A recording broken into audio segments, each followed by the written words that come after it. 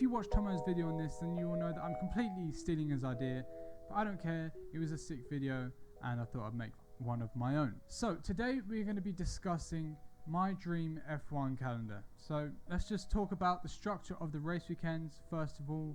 So Fridays can be used for setting up the garages and interviews and all that good stuff. And then we're going to have one 90-minute practice session on Saturday morning, qualifying and the race as normal. That's pretty much it. You might be thinking, why only one practice session? Well, one of the reasons is it's a shorter time to get the setups right, and that means that it could shuffle up the grid a little bit. Maybe if Mercedes and Red Bull don't quite get it fine-tuned, we could maybe see a McLaren or an Aston Martin on the front row of the grid, maybe, hoping that that's the case at least. And for the fans as well, you know, practice, people pay good money to go and see practice, and then they're kind of disappointed because no one's really running.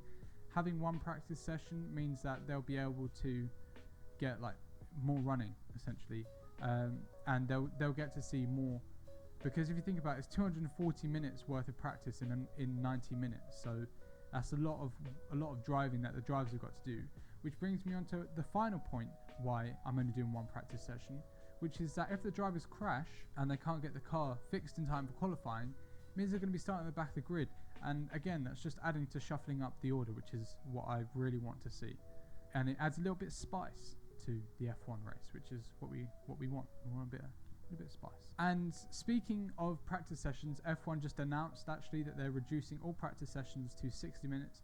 I think this is a step in the right direction in terms of getting more running, but still, just axe Friday practice please, and make it a 90-minute on Saturday, or even 2 hours on Saturday. That's still going to be better than 3 practice sessions if it's just one practice session. Going on to tyre compounds then, I'm getting fed up of this C1, 2, 3, 3, 4, 5 malarkey.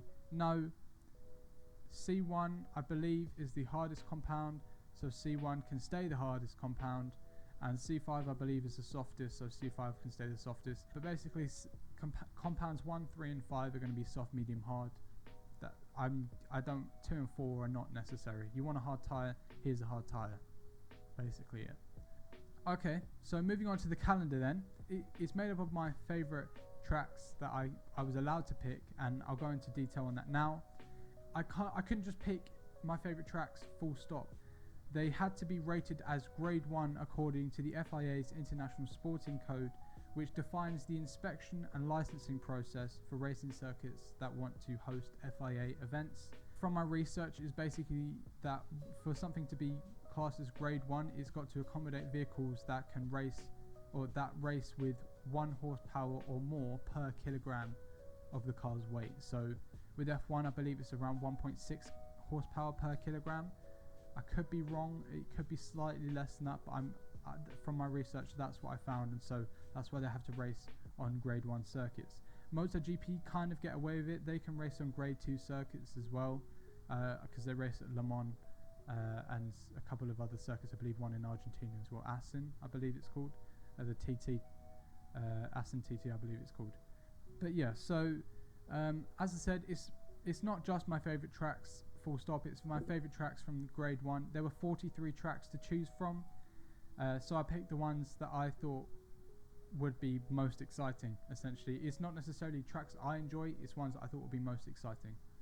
So just kicking it off then, pre-season testing, that's just going to stay at Catalonia, and that's going to be from March 12th to 14th. I agree with what Tomo said in his video. It's not great for racing, although that could change from 2022, which is when this calendar's set for. It could change because obviously aerodynamics is going to mean it's easier to follow. I don't think it's going to change it that much though, but the track does the job for testing purposes, and it still allows us to continue to see the progression in like lap times, I guess, because the 2022 car might be faster than the 2020 car. I don't think it will be because there's such a huge loss of downforce, but it just allows us to see the progression of the cars, really, keeping it the same track. And if it ain't broke, don't fix it, you know what I mean? But on to the actual calendar then. So I enjoyed the triple headers last year, so I've tried to include as many as possible within reason. And I've got a little surprise as well just before halfway through this season that I think any triple header fans will enjoy. On top of this, F1 is planning to go carbon zero or carbon neutral, same thing I think, probably not, but I don't know. But F1 is planning to go carbon neutral, carbon zero by 2030, and I've tried to keep within that bounds of trying to be more economical with where the tracks are and the race. So I've basically gone from east to west in terms of countries and tracks on a world map, I guess. So yeah, it's basically reducing the emissions, which is obviously we want F1 to still not be polluting the earth, but we still want to see those fire-breathing vehicles racing around at high speeds. So we've got to offset that as much as we can. So yeah, let's just get straight into the calendar then. So we are going to kick off with a boom at Australia, and it's going to be a triple header, first triple header of the season. Going to kick off the season really well. So race 1, Melbourne, Australia, and that is going to be from March 26th to 28th. Cool track to kick off at. It's always exciting. I think it'll be fun as well because Ricciardo and in the McLaren, I think it'll be quite fun to see that. Race 2 will be at Sepang in Malaysia, April 2nd to 4th. This is one of my favourite tracks, and I think it's one of the best tracks that F1 had.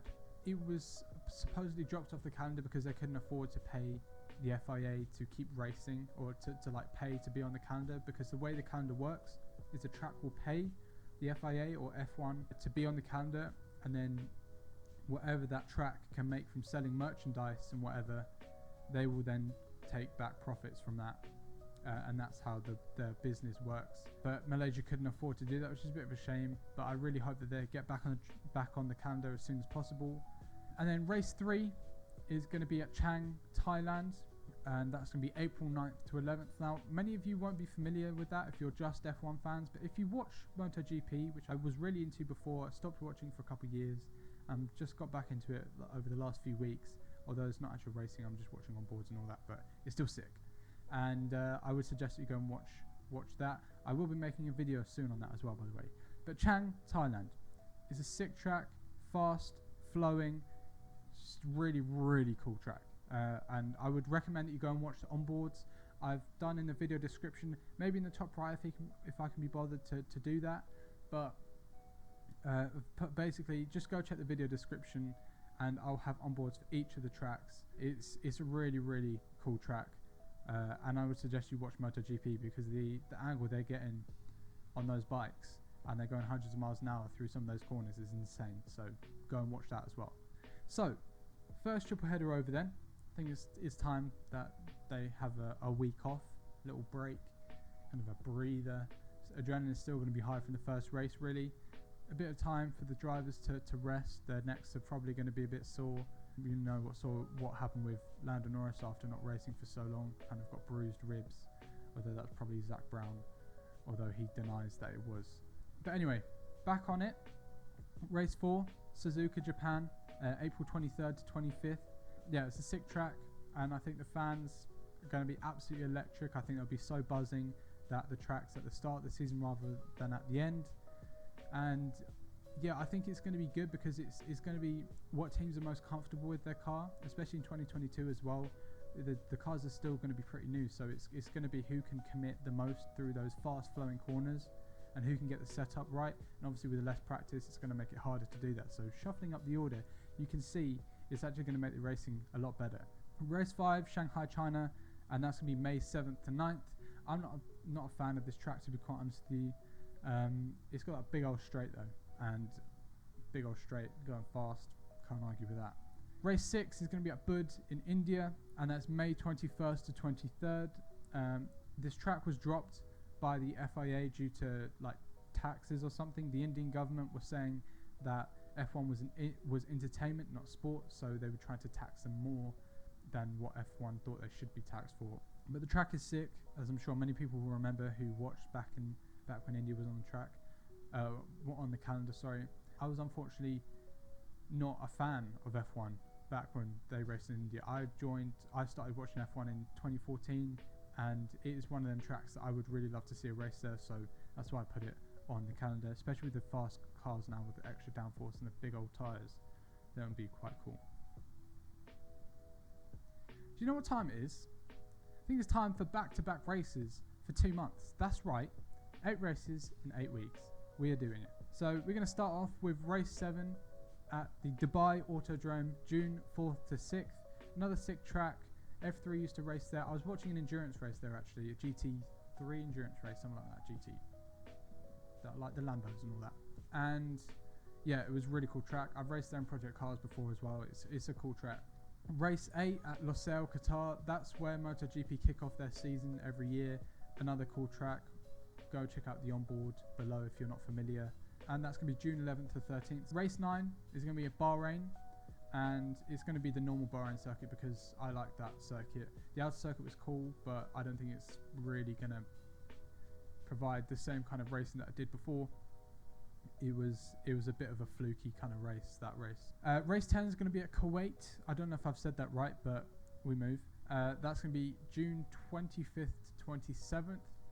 And yeah, again, cool track. All the tracks that I picked are cool because I like cool tracks. I don't like boring tracks. And yeah, I think that would be cool to race there again. I think we've got to diversify what tracks F1 are racing at, really, because it's just getting boring. It's just the same tracks over and over again, year after year. Like, why? Please, no. Race 11 then is going to be at Baku, and that is going to be July 2nd to 4th. It's got a big old straight. What else do I need to say? Slipstreaming for days. Cool. Race 12, Istanbul, Turkey, July 9th to 11th. Again, cool track. I put it on there again because the racing was great when it was wet, but I want to see them in the dry, going flat out through that fast quadruple left or whatever it is. It's just a cool track. That's why I put it on there. Why do I need to justify myself? This is my channel. I do what I like. Race 13 is going to be Rebel Ring, Austria, and that's going to be July 16th to 18th. Yeah, again, cool track. Last Lap Lando was born there. Okay, race 14, Mugello, Italy, and that is going to round up the 2 months of racing. I think it'll be quite a cool track to round it up with. Hopefully, because it's easier to follow as well. There'll be a bit more side by side action. I don't know why I did that, but that's going to be July 23rd to 25th. Okay. We've just had 8 races in 8 weeks. The F1 drivers are going to be crying and begging for a break. So we're gonna give them a break. 2 weeks off. Factory doors must be shut. No one is allowed to work. If there's any sort of work-related stuff, the team will get a race ban. That's how serious I'm taking this. Family time is important. These guys have just had 8 weeks away from their family. They deserve some time to themselves and to enjoy and to relax.